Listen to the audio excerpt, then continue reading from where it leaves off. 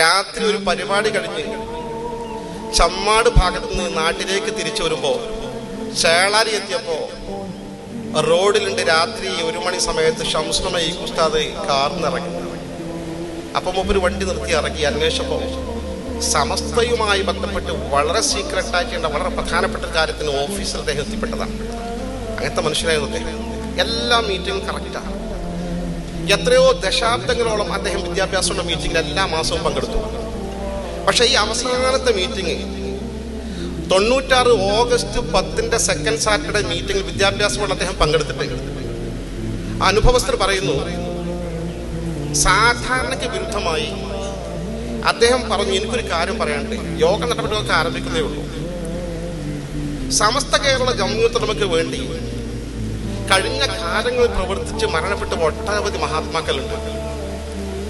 അവർക്കൊക്കെ വേണ്ടി വർഷത്തിൽ ഒരു തവണ നമ്മൾ ദുആ ചെയ്യണമെന്ന് നമ്മുടെ മദ്രസകൾക്കും നാട്ടുകാർക്കും ഒരു സർക്കുലർ കൊടുത്താൽ ജനകോടികളുടെ ഫാത്തിഹയും സൂറത്തുമായിരിക്കും അവരുടെ ഹദ്റത്തിലേക്ക് എത്തിക്കിട്ടുക. അതൊരു മഹാസൗഭാഗ്യമായിരിക്കും. നമുക്ക് എത്രയോ മദ്രസകളുണ്ട്, അവിടെ കുട്ടികൾ തന്നെ ദുആ ചെയ്താലോ യാസീൻ ഓതിയാൽ എത്ര ഫലമായിരിക്കും. അതുകൊണ്ട് അവർക്കൊക്കെ വേണ്ടി വർഷത്തിൽ ഒരു തവണ നമുക്ക് എന്ത് ചെയ്യണം, പ്രാർത്ഥനാ ദിനമായി ആചരിച്ച് ദുആ നടത്തണം. മൂപ്പര് പറഞ്ഞാൽ ആരും സംശയിക്കൂല. ഉടനെ തീരുമാനമാക്കി. ഉടനെ പറഞ്ഞു അടുത്ത പ്രാർത്ഥനാ ദിനം അതും കൂടി ഡേറ്റ് നിശ്ചയിക്കാതെ എന്നാൽ പിന്നെ അടുത്ത മാസം സെപ്റ്റംബർ 8 തീരുമാനിച്ചു. ആദ്യത്തെ പ്രാർത്ഥനാ ദിനം സെപ്റ്റംബർ 8 നിശ്ചയിച്ചു, രേഖപ്പെടുത്തി വെച്ചു.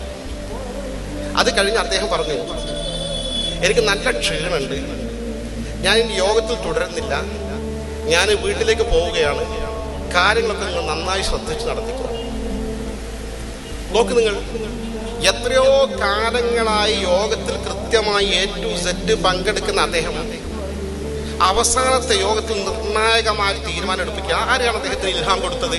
ഇതാ നിങ്ങൾ അവസാനത്തെ വിദ്യാഭ്യാസ മീറ്റിംഗാണ്, അടുത്ത മീറ്റിങ്ങിൽ നിങ്ങൾക്ക് ഉണ്ടാകില്ല എന്ന്. മഹാത്മാക്കൾ അങ്ങനെയാണ്.